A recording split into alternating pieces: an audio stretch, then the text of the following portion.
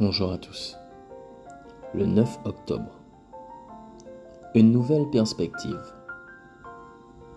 Au commencement, Dieu créa le ciel et la terre. Genèse 1, verset 1. Le 21 décembre 1968 n'est pas le jour le plus célèbre de la course à l'espace, mais il fut sans doute l'un des plus importants. Bien que la plupart d'entre nous connaissent l'alunissage d'Armstrong et d'Aldrin, peu sont familiers avec Frank Borman, James Lovell et William Enders. À bord d'Apollo 8, ces astronautes sont devenus les premiers humains à quitter l'orbite terrestre. Ils ont orbité 10 fois autour de la Lune sans y atterrir et ont été les premiers à observer la face cachée de la Lune, ainsi que notre planète depuis cet angle unique. L'histoire raconte que le 25 décembre 1968, alors qu'ils observaient la Terre depuis la Lune, les 3 astronautes à bord d'Apollo 8 lisaient à tour de rôle les 10 premiers versets de la Bible. Au commencement, Dieu créa les cieux et la terre. Comme cela doit être différent de lire ce passage depuis l'espace. Malheureusement, tout le monde n'a pas apprécié la lecture de la Bible depuis l'espace.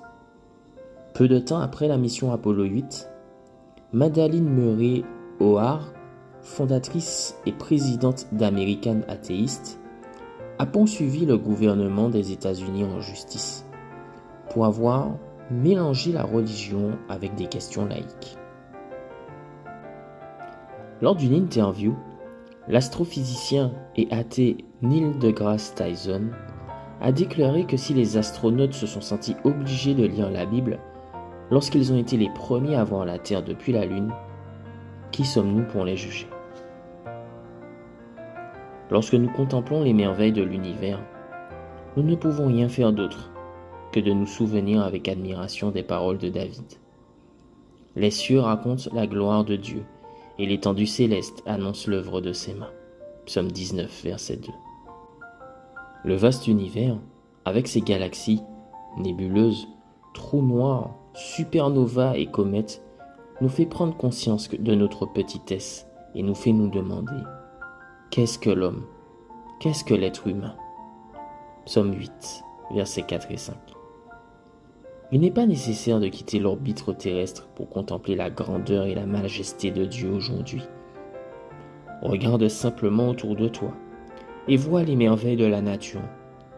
Ou regarde à l'intérieur de toi-même et vois ce que Dieu peut accomplir par sa grâce et son amour. Cela produira en toi le désir de louer Dieu et d'ouvrir sa parole pour mieux le connaître. Bonne journée à toi.